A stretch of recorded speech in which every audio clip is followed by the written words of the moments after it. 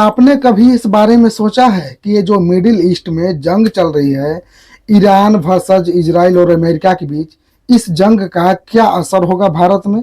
इस वार का असर भारत में क्या होगा और इस लड़ाई का इफेक्ट ऐसे कौन कौन से है जो भारत में देखने के लिए अभी से मिल रहा है, और ये कब तक देखेंगे? क्या ये बढ़ेंगे या फिर घटेंगे, या फिर मुश्किलों का सामना और ज्यादा करना पड़ेगा, या फिर हमारी मुश्किलें कम होगी? आज हम इसी पे चर्चा करेंगे। और कब तक संभावना है कि मुश्किलें खत्म होगी और कब तक संभावना है कि हमारी मुश्किलें बढ़ेगी?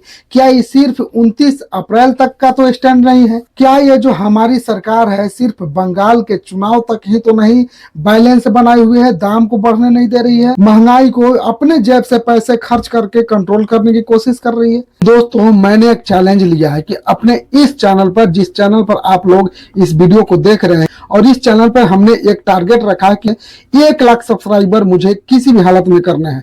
तो प्लीज आप लोग मेरा साथ दीजिए, और आप लोगों के सपोर्ट से ये सब संभव हो सकता है। आप लोग अपना पावर दिखाइए और दिखा दीजिए कि आप लोगों के अंदर कितना पावर है और आप लोग कुछ भी कर सकते हैं। दोस्तों, ये जो जंग चल रही है, पहली बार पीएम मोदी ने संसद में खड़ा होकर इसको माना भी है कि ये जो जंग चल रही है, ये स्थिति कोरोना के जैसी हो सकती है। क्या कोरोना के जैसी लॉकडाउन फिर से लग जाएगी?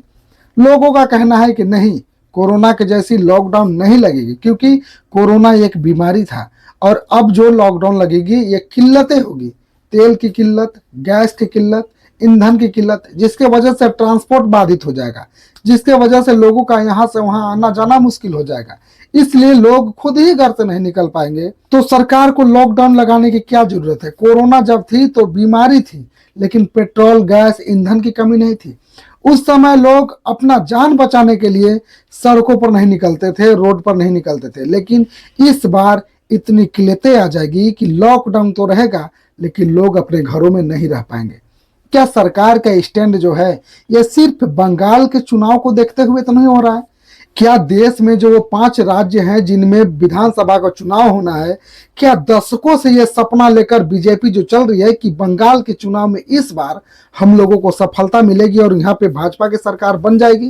क्या जो सरकार भाजपा वाले सोच रहे हैं कि बंगाल में इस बार हम लोग भाजपा की सरकार बनाने में सफल हो पाएंगे, सिर्फ उस लालच में कि मुझे बंगाल में सरकार बनाना है, इसके वजह से तो कहीं नहीं ये सरकार सोच रही होगी कि नहीं, दाम नहीं बढ़ाना है, अभी हमारे सर पे चुनाव का प्रेशर है और जब चुनाव खत्म हो जाएगा तो एकदम से दाम बढ़ जाएगी? हो सकता है। लोगों का कहना है, एक्सपर्ट का मानना है कि बंगाल के चुनाव जैसे ही खत्म होते हैं महंगाई बढ़ सकती है अगर मिडिल ईस्ट की जंग बंद नहीं हुई तो।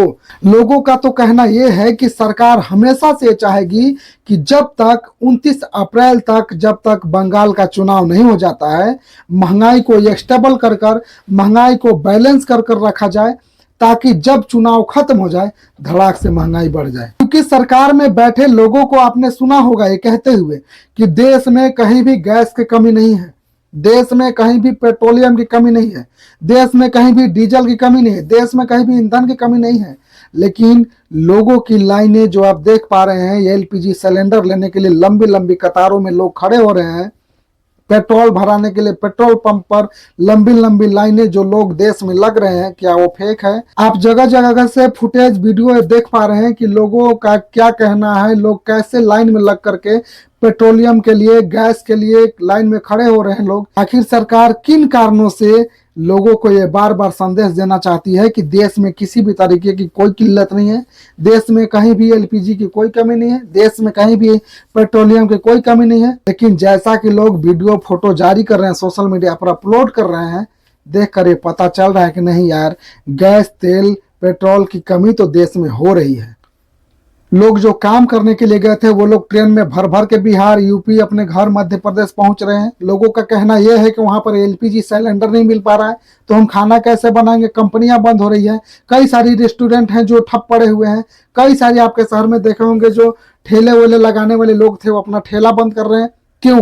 आसानी से पहले के जैसा उनको ईंधन मिल जाता, सिलेंडर मिल जाता, तो क्यों अपने बिजनेस को बंद करते हैं?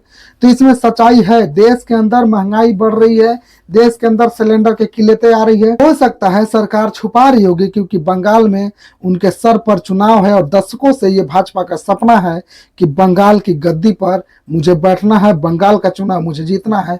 हो सकता है कि इस लालच में अभी सरकार महंगाई को स्टेबल करके चल रही हो, बैलेंस करके चल रही हो। लेकिन अगर ये मिडिल ईस्ट का जंग बंद नहीं होता है तो देश में बहुत बुरी स्थिति आने की संभावना है और हम लोगों के साथ बहुत बुरा होने वाला है और हम लोगों को सतर्क हो जाने की जरूरत है। हम लोगों को अपना सामान, अपना पैसा थोड़ा सा हिसाब से खर्च करने की जरूरत है, बचा कर पैसे रखने की जरूरत है, ताकि जब ये किल्लतें आए तो उस समय हमारी ये पैसे काम आ सके। आप लोगों की राय इसमें क्या है, आप लोग कमेंट करके जरूर बताइएगा। मिलते हैं किसी अगले वीडियो में, तब तक के लिए धन्यवाद, नमस्कार।